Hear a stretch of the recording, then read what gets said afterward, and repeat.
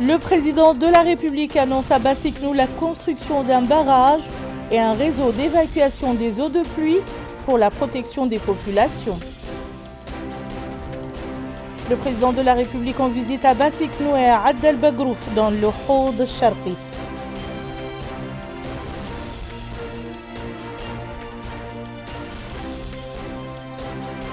Le Premier ministre reçoit en audience le chef de file de l'opposition démocratique.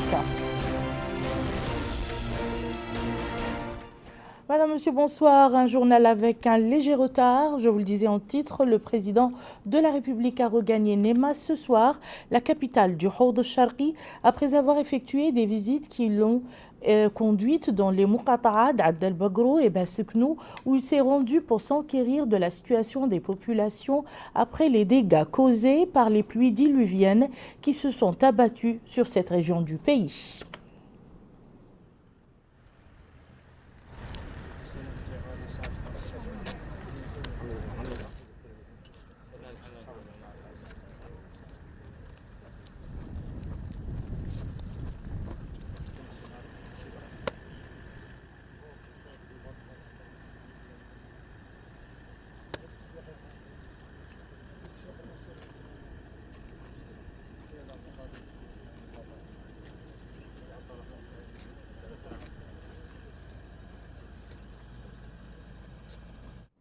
Le président de la République, Mohamed El-Cheikh El-Ghazouani, a annoncé que les autorités publiques vont réhabiliter le barrage de la Muqata'a, construire un pont à Bassiknou et un réseau d'évacuation des eaux des pluies dans le but de protéger les populations comme ces intempéries. Le président de la République a déclaré que les autorités locales vont accompagner et soutenir les populations pour faire face aux difficultés qu'elles rencontrent.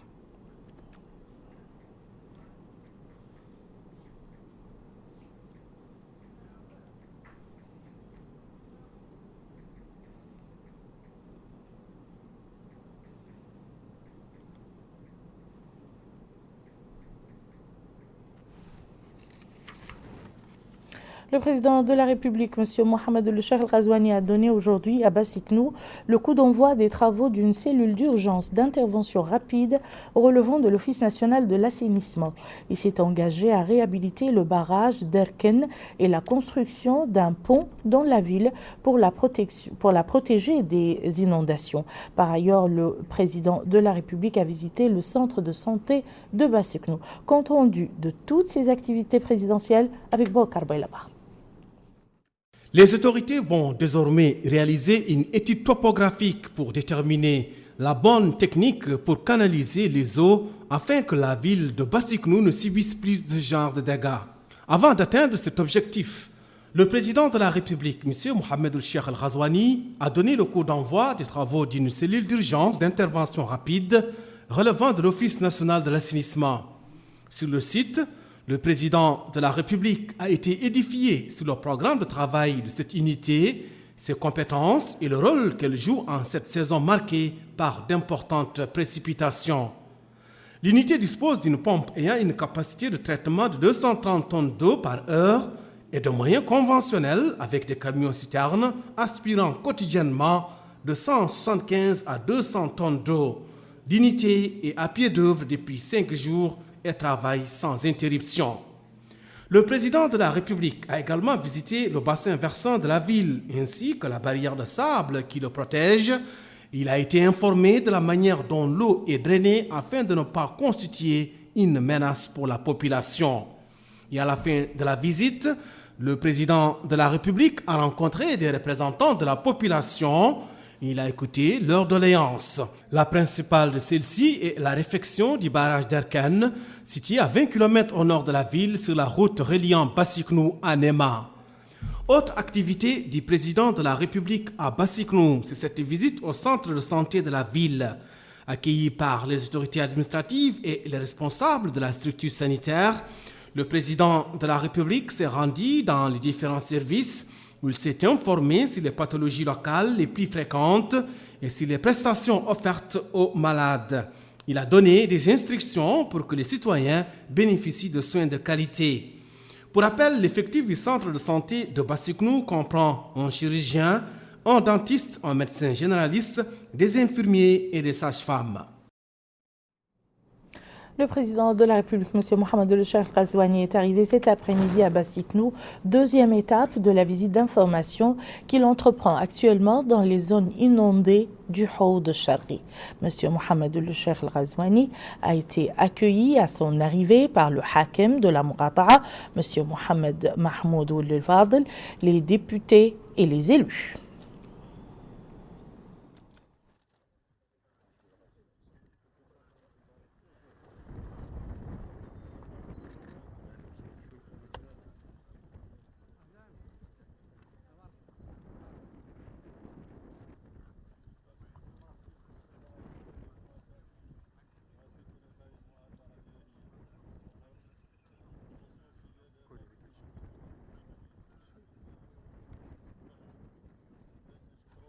Le président de la République, M. Mohamed El-Cheikh Ghazouani, a visité le centre de santé de Add el-Bagrouf, accueilli à son arrivée par les autorités administratives et les responsables de l'hôpital.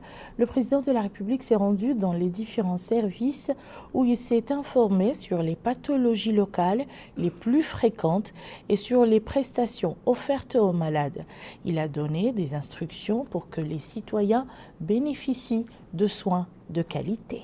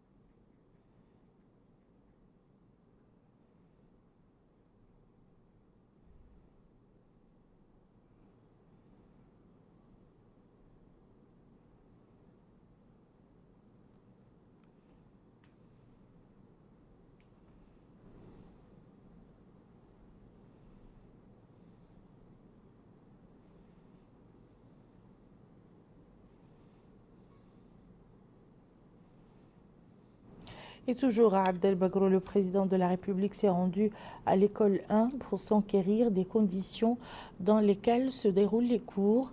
Au cours de cette visite, le président de la République a écouté les explications sur l'organisation et le fonctionnement de cette institution.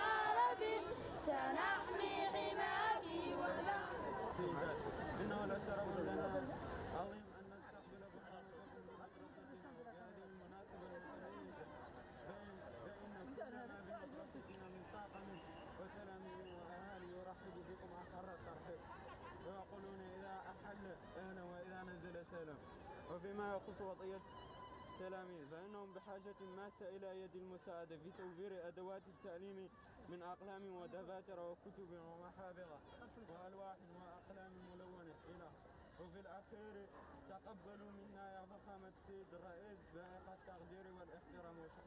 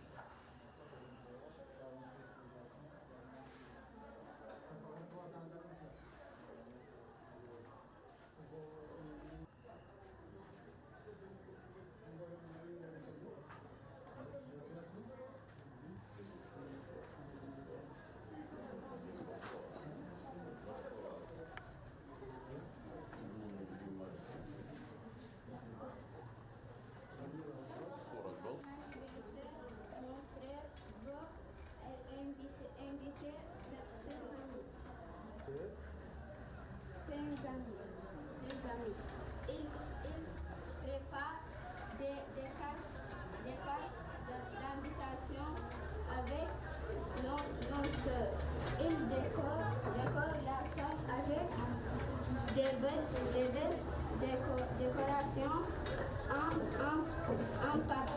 en papier. Comme il aime avoir beaucoup de photos, il espère faire venir un photographe pour photographier toute la journée. Le président de la République devant les habitants de Add el-Bagrou. Un ensemble de mesures ont été prises pour améliorer les conditions de vie et de santé des populations. Fin de citation. Voici donc la traduction intégrale du discours du président de la République avec Yad El-Falla. Le président de la République, M. Mohamed Ould Cheikh Al-Ghazouani, a annoncé la prise d'un ensemble de mesures visant à améliorer les conditions de vie des citoyens dans la ville d'Add el-Bagrou et pour la prévention des maladies liées aux eaux stagnantes. Des instructions ont été données pour les services concernés pour l'évacuation des eaux et la désinfection des espaces. Il a ajouté dans une allocution prononcée devant les populations que sa tournée dans la wilaya du Hod al-Sharqi et sa visite à Add el-Bagrou lui ont permis de constater sur le terrain les conditions que vit la ville du fait de l'enclavement. Dans ce contexte, il a souligné que les travaux de la route bitunée à Mourj-Add el-Bagrou démarreront le plus tôt possible et que des instructions seront données au ministère concerné pour octroyer des parcelles aux familles sinistrées dans des zones propres à l'habitation. Le président de la République a indiqué avoir pris connaissance de l'état de prestations du centre de santé de la ville qui ne sont pas bonnes et a annoncé que les travaux de construction du centre de santé lancés il y a plusieurs années vont être poursuivis à un rythme accéléré. Les travaux concerneront également plusieurs édifices publics dont la réfection était à l'arrêt, a-t-il ajouté.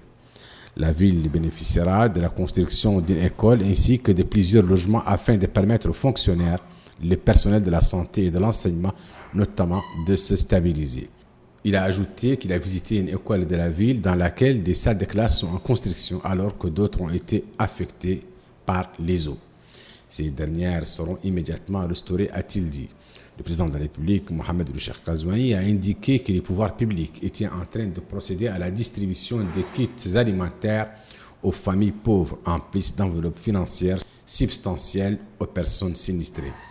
Le président de la République a souligné que sa visite dans la ville d'Add el-Bagrou avait constitué une bonne opportunité pour s'informer des conditions de vie des habitants de la localité et a annoncé que des mesures urgentes seront prises pour les améliorer.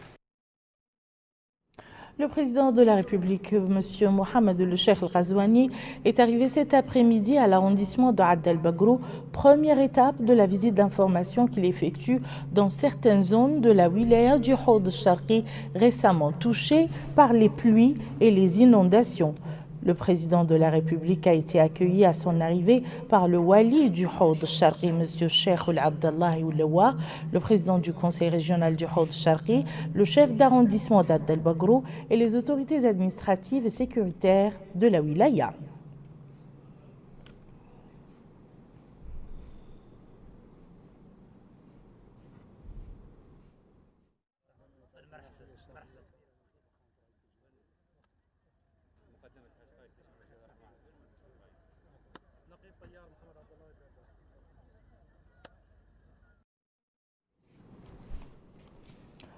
Le président de la République, Mohamed Ould Cheikh Al-Ghazouani, était arrivé ce matin à Nema, capitale de la wilaya du Hod al-Sharqi, pour entamer une visite de prise de contact avec les populations et le lancement de certains projets sociaux.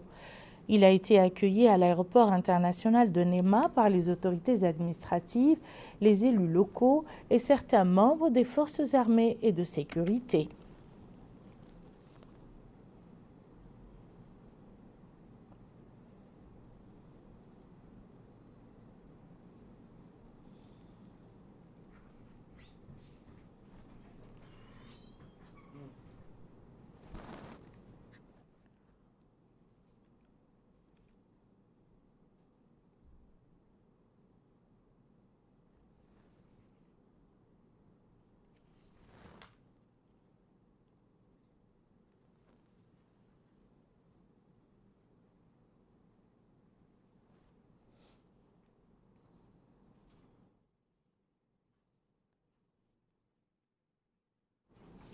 Le président de la République, M. Mohamed El-Cheikh Al-Ghazouani, a quitté Nouakchott ce matin pour Nema dans le cadre d'une visite d'information de la wilaya du Houd Sharqi.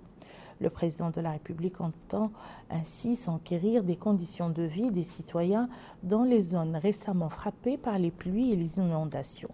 M. Mohamed El-Cheikh Al-Ghazouani a été salué à son départ à l'aéroport international de Nouakchott, au Moutounsi, par le Premier ministre, M. Mohamed El-Bilal, le ministre secrétaire général à la présidence de la République, plusieurs membres du gouvernement, le chef d'état-major spécial du président de la République, le Wali de Nouakchott-Ouest, et la présidente du conseil régional de Nouakchott.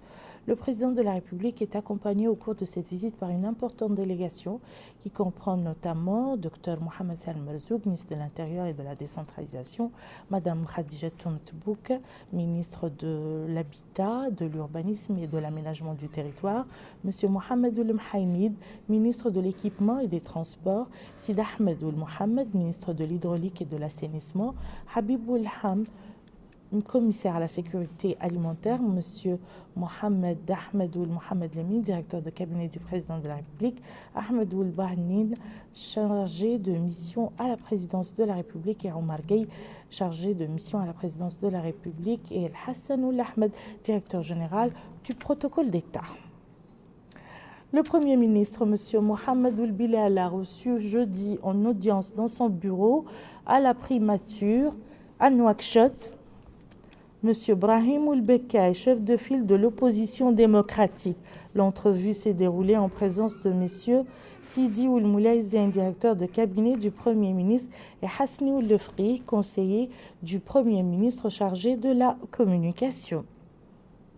Et à sa sortie d'audience, le chef de file de l'opposition démocratique a affirmé avoir eu un entretien avec monsieur le Premier ministre aujourd'hui, à qui il lui a souhaité plein succès dans sa mission qui consiste à servir les populations et résoudre leurs problèmes.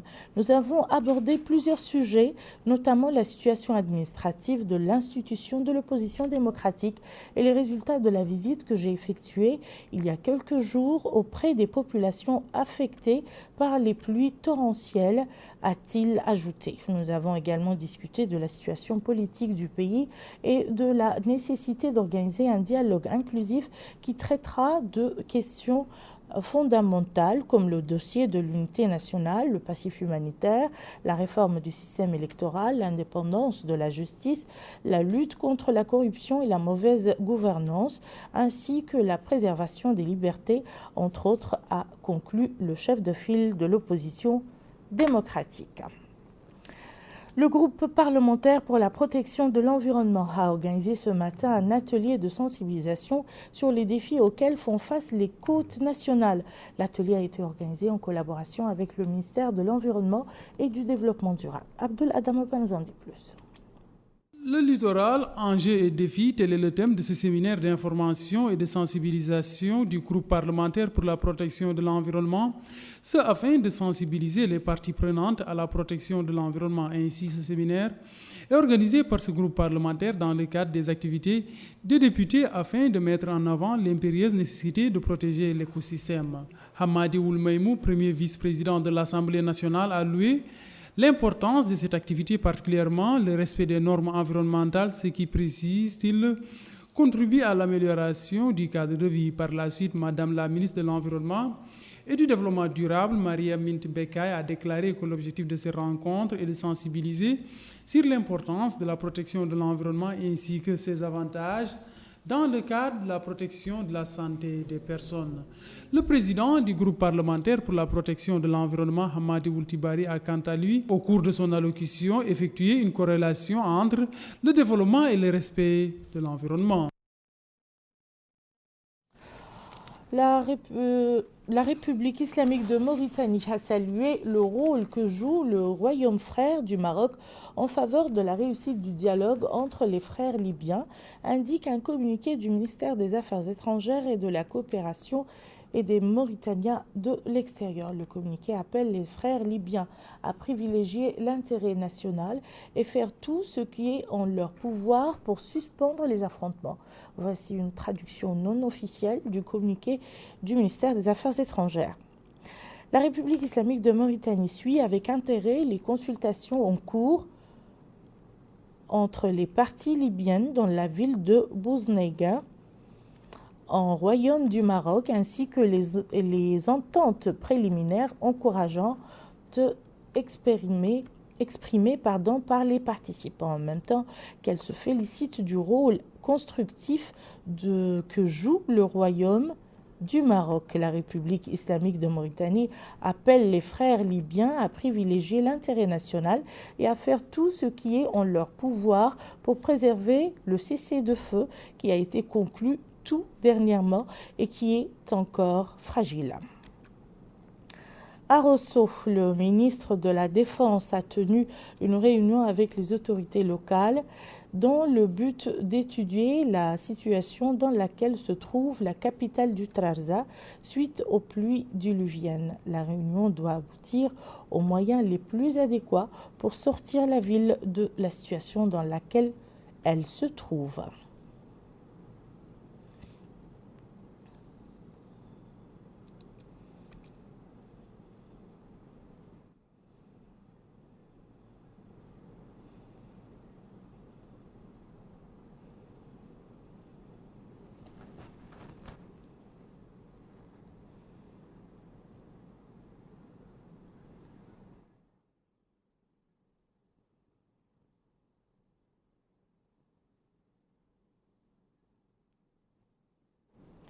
La capitale a abrité ce matin les travaux de l'atelier national de partage de bonnes pratiques en matière de prévention et de lutte contre la radicalisation et l'extrémisme violent en Mauritanie. Cette rencontre est organisée par le ministère des Affaires islamiques et de l'enseignement régional. Le point avec Abdrahman Hamad. Les travaux de cet atelier organisé par la CELRAD, cellule régionale de lutte contre la radicalisation et l'extrémisme violent du G5 Sahel, en collaboration avec l'Union européenne, se focalise autour de la préparation du forum régional pour la sélection de bonnes pratiques en matière de prévention et de la lutte contre la radicalisation et l'extrémisme violent dans la région du G5 Sahel. Ouvrant les travaux de cet atelier, le ministre des Affaires islamiques et de l'enseignement originel a passé en revue l'approche mauritanienne de lutte contre l'extrémisme basée sur les débats, les dialogues et les rejets du discours de la haine et de l'extrémisme. Dahoula Amartal va souligner l'importance de cet atelier qui présente des recherches menées dans le domaine de l'extrémisme violent, les encourageant et les soumettant à des discussions nationales et régionales afin d'en tirer profit et de les documenter comme une référence dans la région du Sahel. Cet atelier fait partie d'un processus plus global, initié par CELRAD et développé à l'échelle de l'ensemble des pays du G5 Sahel. L'aboutissement naturel de tous ces différents processus est l'organisation d'un atelier régional de partage de bonnes pratiques, où seront présentées 15 pratiques probantes. La finalité visée à travers toutes ces dynamiques est d'arriver, 1. à documenter ces 15 bonnes pratiques et à leur donner la chance d'être vulgarisées dans l'espace du G5 Sahel. 2. La création et l'institutionnalisation d'un label G5 Sahel de bonnes pratiques en matière de prévention de la radicalisation. La représentante de l'Union européenne à cet atelier a mis en exergue l'importance de cet atelier qui va contribuer à la vulgarisation de la culture de modération. Dans le cadre du programme d'appui au G5 pour la sécurité au Sahel, le projet PAGS, l'Union européenne appuie un des maillons de cette chaîne, notamment celle de l'antenne nationale CELRAD mauritanienne. L'approche mauritanienne de la lutte contre l'extrémisme sera présentée au cours de cet atelier de 2 jours. Ouverture ce matin à Nouakchott des travaux d'un atelier d'échange sur l'expérimentation de la démarche de validation des acquis de l'expérience professionnelle organisée par le ministère de l'Éducation nationale, de la formation et de la réforme en coopération avec la représentation du Bureau international de travail en Mauritanie. Abdullah Damaba nous en dit plus. Cette journée d'échange sur la validation des acquis de l'expérience par la certification professionnelle constitue une opportunité de discuter des conditions permettant de valoriser le capital humain et faciliter l'accès au marché de l'emploi. Elle s'est tenue en présence des structures du ministère de l'Éducation nationale, de la formation technique et de la réforme, du ministre de la fonction publique, du travail et de la modernisation de l'administration, du président du patronat, de la représentante de l'Union européenne et du représentant du BIT. Madame la représentante de l'Union européenne, Monsieur le représentant du BIT, je voudrais vous féliciter et vous remercier pour l'ensemble des activités, des projets multiples qui sont développés en Mauritanie pour soutenir la formation professionnelle et aider les jeunes Mauritaniens à accéder à un emploi.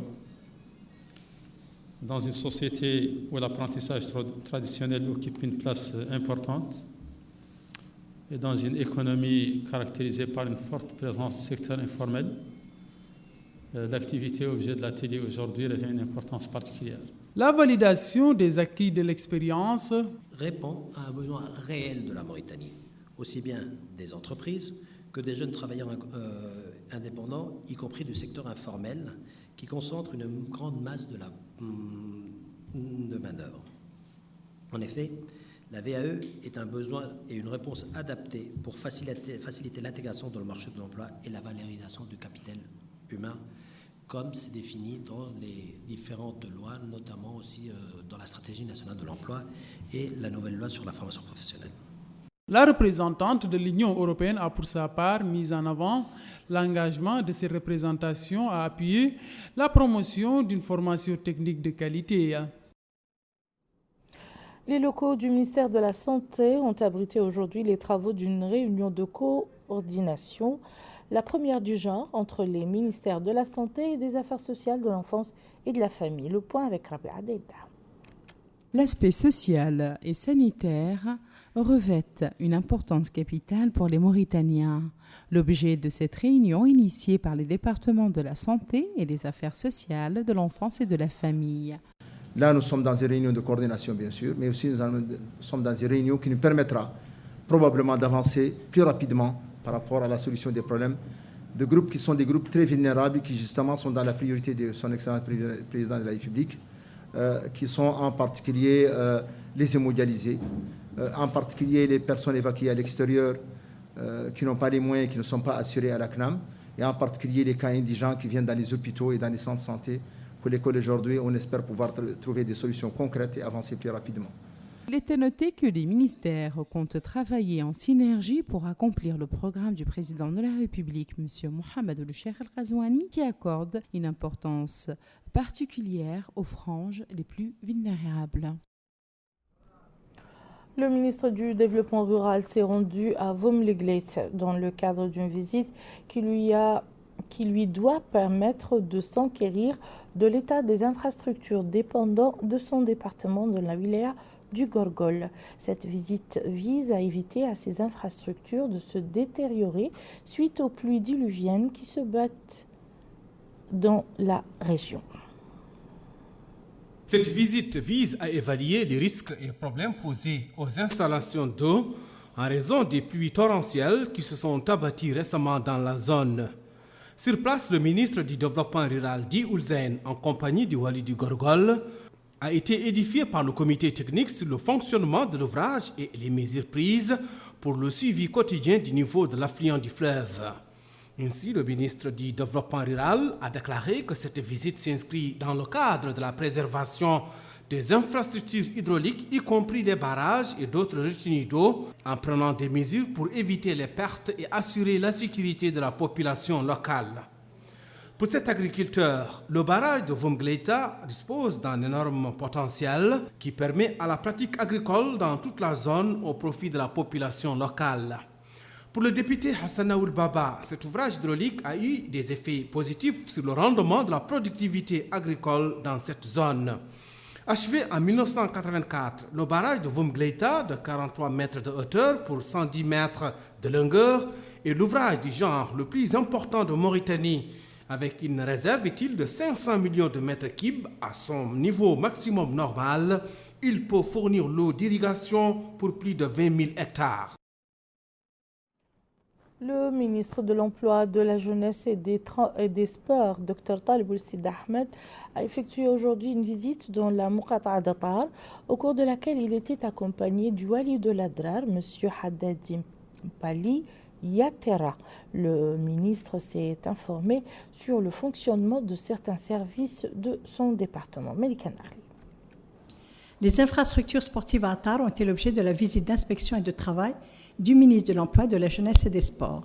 Au niveau du stade de la salle Tawaz, le ministre a reçu d'amples explications sur ces deux infrastructures et sur ce qu'elle offre en tant qu'espace sportif, de divertissement et de rencontre. Les problèmes auxquels font face ces infrastructures sportives ont été également posés. Le ministre a également visité certaines coopératives et la boulangerie Casa Ould Boïdia, l'une des plus anciennes de la wilaya. Le ministre a indiqué que cette visite a pour objet de se rendre compte de l'état des infrastructures relevant de son département et de s'informer des problèmes auxquels font face les jeunes afin de leur trouver solution. Le ministre souligne que le président de la République et le Premier ministre ont donné des instructions afin d'accélérer la mise en œuvre des engagements pris auprès des populations en ce qui concerne la lutte contre la pauvreté et le chômage, un problème récurrent. Le président de la République, dit-il, accorde une importance particulière à la jeunesse. Et de ce fait, il rassure la jeunesse et souligne que le programme du président de la République a été élargi, accordant une grande importance à l'emploi des jeunes. Une campagne comportant 500 projets va commencer. L'État s'engage à augmenter le nombre de bénéficiaires. Les activités de ces projets débuteront à partir de la fin de ce mois de septembre et seront augmentées par 500 autres, voire des milliers. Il affirme aussi que le président de la République a ciblé près de 25 000 opportunités d'emploi sur 3 années. Le ministre a tenu une réunion en présence des autorités administratives et sécuritaires de la wilaya de l'Adrar, d'un ensemble de la jeunesse et des élus locaux. La réunion était principalement axée sur les problèmes auxquels les jeunes font face, à savoir l'emploi et l'intégration dans la vie active. Quant au wali de la wilaya de l'Adrar, il a mis l'accent sur l'importance de cette visite d'inspection et de travail et a encouragé la jeunesse à atteindre tous ses objectifs. À son tour, le maire adjoint de la commune d'Atar, M. Chirmel Anin ou Chir Saadbou, a valorisé la priorité qu'accorde le gouvernement aux espaces sportifs, appelant à créer de nouveaux espaces et à augmenter les opportunités de travail. Cette visite a été l'occasion idoine pour débattre et échanger avec les commissions de la jeunesse, tenant compte de tous leurs problèmes et s'engageant à les régler le plus rapidement possible. Le Conseil des ministres s'est réuni hier au Palais présidentiel. Au sortir de la rencontre, le ministre de l'Enseignement supérieur, de la Recherche scientifique, des technologies de l'information et de la communication, Dr Sidi Ould Salem, a commenté les résultats du Conseil. Rabia Deida.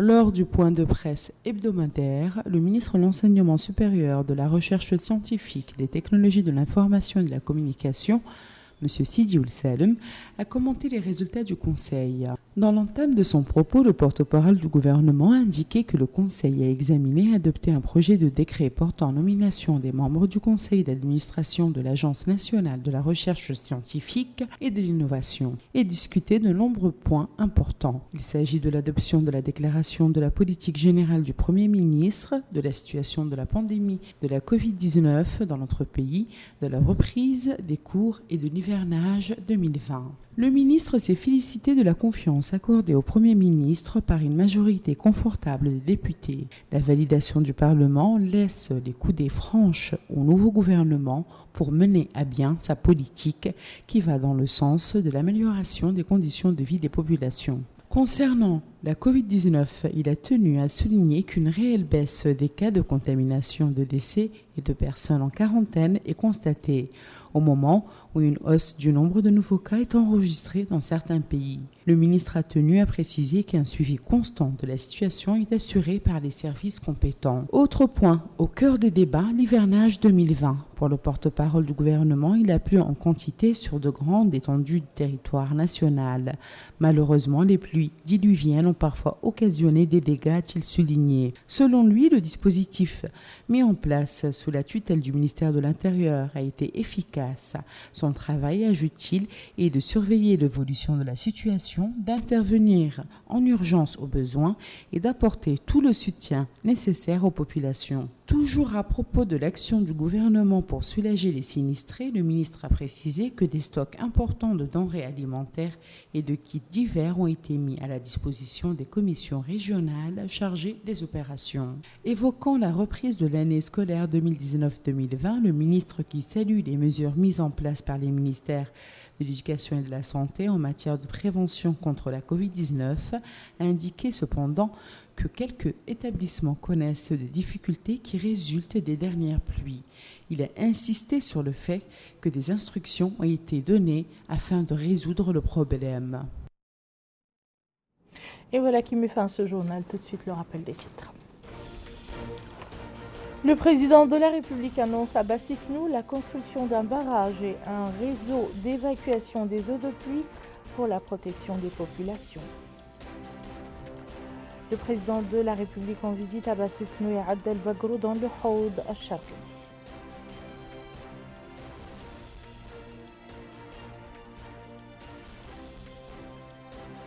Le Premier ministre reçoit en audience le chef de file de l'opposition démocratique.